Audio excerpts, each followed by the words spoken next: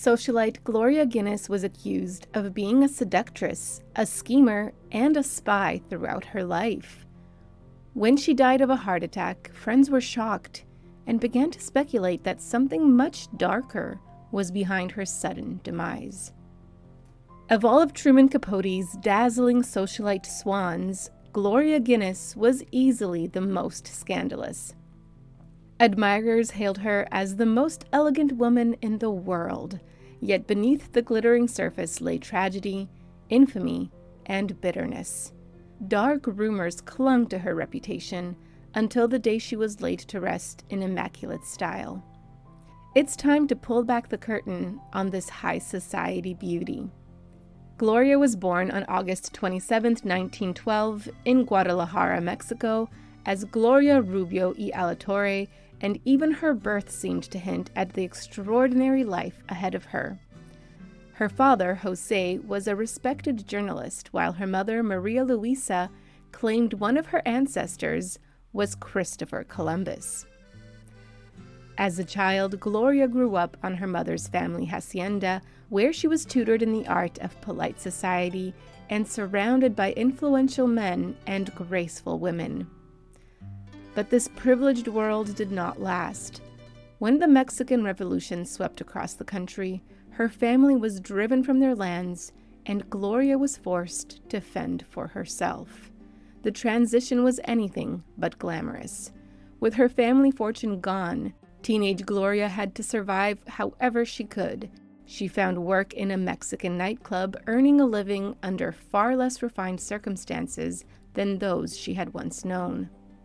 Some claimed Gloria's nightclub work exposed her to a dark underworld.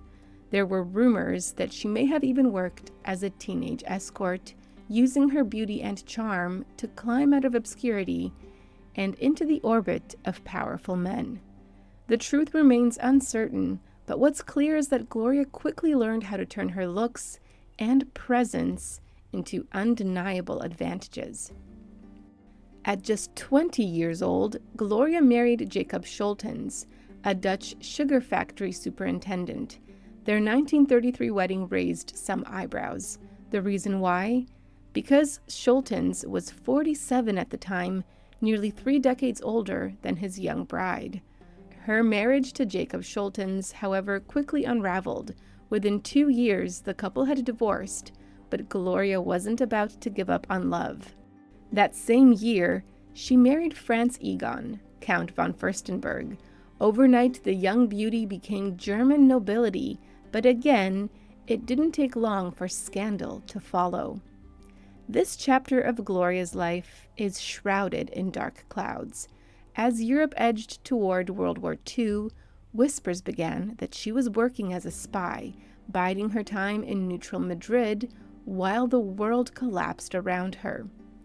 And if those stories are true, the implications are chilling. According to some accounts, Gloria wasn't helping the Allies. She was working for the Axis powers. Even more unsettling, there's evidence that suggests the glamorous countess kept company with some of the darkest figures in history. Reports claim she was friendly with none other than Hermann Goering and even Adolf Hitler himself. While questionable taste in companions doesn't prove espionage, it certainly fuels suspicion. It's hard to imagine the chic and stylish Gloria Guinness spying for the Nazis, but the possibility can't be diminished. By the 1950s, some sources even claimed she lacked a valid passport and was legally stateless, a strange detail that only deepened the mystery. And then, of course, there were Gloria's own unsettling confessions. At the height of her fame, Gloria was not exactly celebrated for her honesty. In fact, she had a reputation as a compulsive liar, spinning elaborate and often baseless stories about her past. She claimed her father was a revolutionary, false, and her mother a humble laundress, also false. With her love of deception and reinvention, one might say that if Gloria wasn't a spy, she certainly missed her calling. Whatever the truth about her wartime loyalties, one thing is certain. Her second marriage was over before the war. In 1940, Gloria and Count von Furstenberg divorced. True to form, she didn't linger long before moving on, and this time she set her sights even higher. Just 2 years later, she married Ahmed Fakhri Bey, grandson of the King of Egypt. That union collapsed by 1949, but Gloria's ambition hadn't dimmed. In fact, she was about to secure the match that would define her life.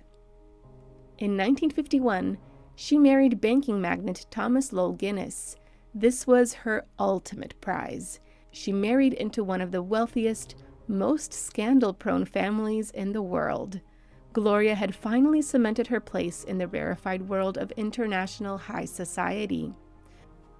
Of course, her marriage to Lowell wasn't without its complications. Lowell was already divorced for a second time. This meant Gloria would not only come into immense wealth and status, she would also inherit a bunch of stepchildren, and this was only the beginning. The Guinness family was no stranger to scandal. Lowell's first wife, the glamorous Joan Yard Buller, had infamously left him in the 1930s for Prince Ali Khan, a man who would later marry Hollywood star Rita Hayworth. Clearly, Lowell had a type, and Gloria fit the mold perfectly. By the 1950s, Gloria's face had become a symbol of American power and elegance. While the world was captivated by blonde bombshells like Marilyn Monroe, Gloria epitomized the coveted old money look, poised, refined, and unattainable. With her impossibly long neck, striking high cheekbones, and sharp angular features framing her large brown eyes, she embodied a very different kind of beauty. She befriended writer Truman Capote, who soon named her one of his elite swans, the circle of impossibly elegant women who surrounded him. Other members included iconic beauties like Princess Lee Radziwill and American socialite Babe Paley. Together, they embodied perfection, or at least the illusion of it. Gloria, who was often hailed the most elegant of Capote's swans, inevitably found herself compared to his personal favorite, Babe Paley. The competition between them turned into a bitter rivalry. Paley, filled with envy, reportedly delighted in reminding people of Gloria's humble beginnings as a nightclub worker in Mexico. It was a cruel move, but Gloria was not one to take insults lying down. In her own way, she made sure Babe got what was coming to her. On one holiday, the Guinnesses invited the Paleys aboard their yacht. That's what you do when you're fabulously wealthy and bored. Gloria told Babe to bring only casual clothes, since it would be a simple low-key trip. But it was all a setup. On the very first night, Gloria swept out of her luxurious cabin, dripping in jewels and shimmering fabrics, then insisted they head to a formal dinner. Babe, woefully underdressed, had walked right into Gloria's trap. The following year, when Gloria extended another yacht invitation, Babe came prepared. She packed her finest gowns so she wouldn't be caught off guard again. But Gloria, ever the strategist, switched tactics. This time, she kept all the soirees confined to the yacht itself, ensuring Babe never got the chance to parade her glamorous wardrobe in public. Although Gloria lied often about her origins, her deceptions weren't always malicious. She simply didn't take herself, or anyone else, too seriously.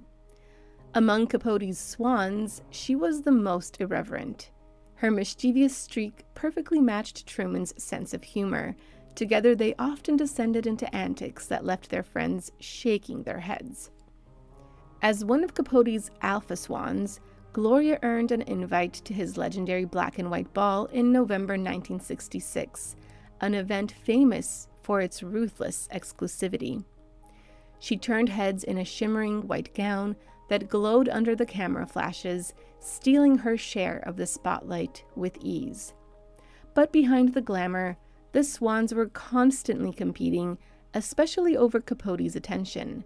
They trusted him to gossip with them, but never about them.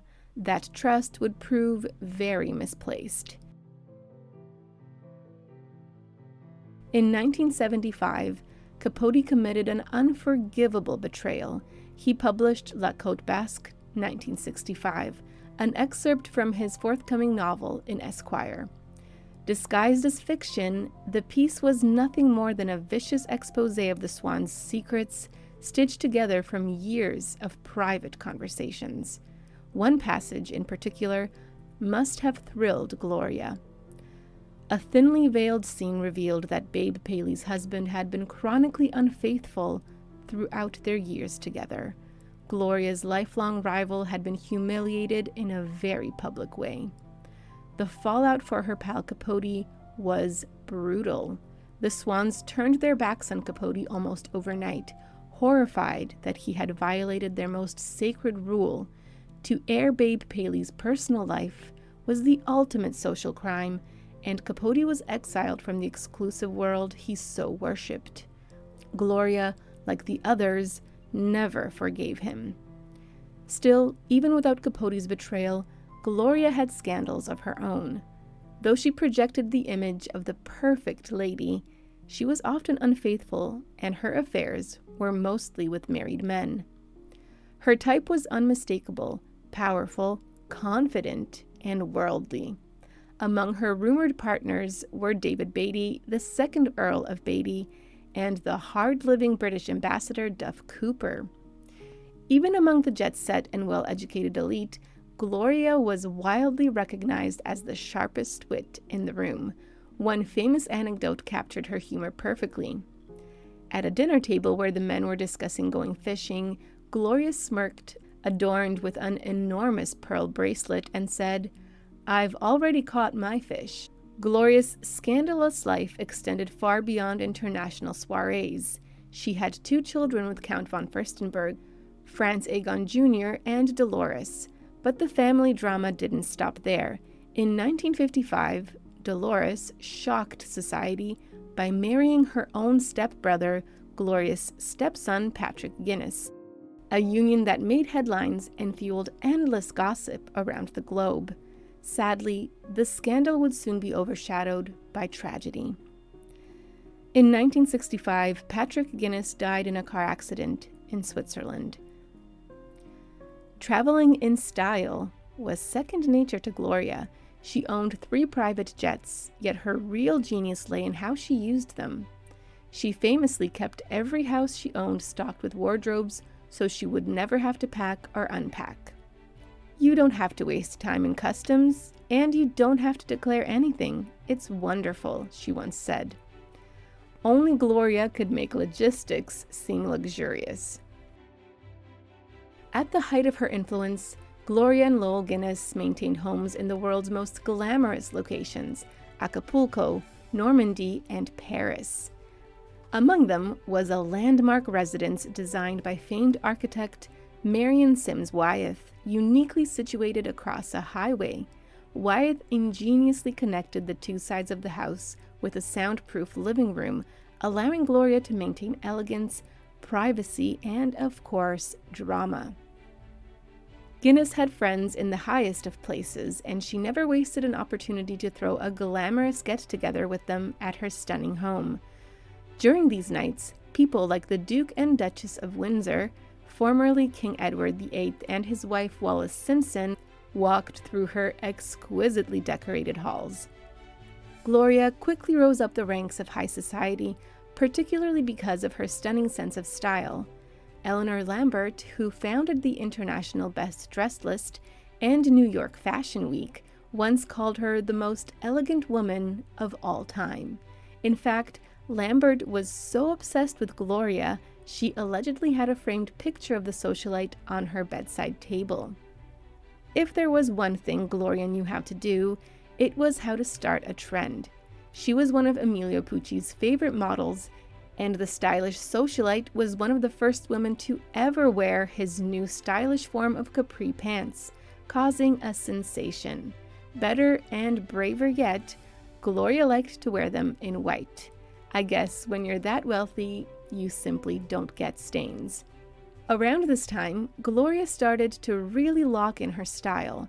At her most famous, she was renowned for her interest in clean, elegant lines and bold, simple colors. But it was also about what she didn't wear. She disdained trendy clothes and often went for solid hues rather than prints, particularly preferring black, white, and red to set off her dark hair. In her heyday, Guinness was so easily identifiable that someone could recognize her from a sketch. Her friend Kenneth J. Lane once attributed this to her size. Although she was very petite, she somehow overcame that and made herself memorable. As Lane put it, "For a small woman, it's not easy to attain that kind of elegance." Truman Capote once said Gloria was one of the 3 greatest beauties in the world. The other 2 women on his illustrious list, Babe Paley, of course, and Greta Garbo. This probably comes as no surprise to anyone who's ever seen a photo of Gloria Guinness, but the socialite was a regular on best dressed lists. In fact, she appeared on the International Best Dressed list from 1959 for 5 years straight, and in 1964 she was added to the Hall of Fame. However, one of Gloria's biggest claims to fame didn't have anything to do with her visual style, but with her writing abilities. Starting in 1963, she wrote for Harper's Bazaar and soon proved she had a talent for it. She had a particular knack for fashion advice, once writing that elegance is in the brain as well as the body and in the soul. Let it not be said that Gloria Guinness wasn't generous. She was even known to donate some of her precious clothing. One of Gloria's donations, a 1950s gown designed by Jean Laforêt, is now in the famous Victoria and Albert Museum in England. After a life in the spotlight, Gloria earned herself some pretty legendary nicknames, including the Queen of Chic and the Ultimate. Sadly, money can't buy happiness, and Gloria often suffered from the boredom and insecurity that comes with a life of immense privilege. This went double for her love life. Capote once said that rich women marry the way another person travels in a foreign country. You stay there until you tire of it. This perfectly described all 4 of Gloria's marriages, but she had some darker challenges to deal with than her short international marriages. Gloria could never sit still. She once said, "So many people think it is difficult keeping all these homes, but I believe it is easier to keep 5 than 1. You can't possibly spend 12 months at any one place." If Gloria was never satisfied and always seeking out distraction, perhaps this illuminates her unsettling end. On November 9, 1980, the Guinness family experienced yet another tragedy. That day, Gloria collapsed from a heart attack and died in Switzerland, sending shockwaves through high society around the world. Yet that wasn't the only tragedy. At 68 years old, she was disturbingly young for her fate, and there were rumors about the true nature of her death. When someone beautiful meets an ugly, untimely end, there are often suspicions of foul play. Gloria's death was no exception. After hearing the news of her sudden passing from a heart attack, many of her friends began to speculate. The cause of death made no sense to them. Some of them came to believe that Gloria, bored of her glamorous life and feeling the emptiness of her gilded existence, may have tragically taken her own life. Whatever the truth, her elegant existence ended much too soon. Gloria Guinness lived a scandalous, glamorous life. By the time she was 40, she had already been married 4 times. But in the end, her love with Lowell Guinness was the one that lasted. When he passed 8 years after Gloria, he requested to be buried next to her at Bois de Vaux Cemetery in Lausanne, Switzerland. He clearly loved Gloria, but Lowell Guinness didn't necessarily trust her. One story claims that just before they married, he paid an investigator $1 million to produce a dossier about his fiancée's clandestine activities during World War II. Whether he found the answers he was looking for remains a mystery. Thank you for watching History Exposé. If you love uncovering the best stories in history, Hit like and subscribe to keep exploring with us.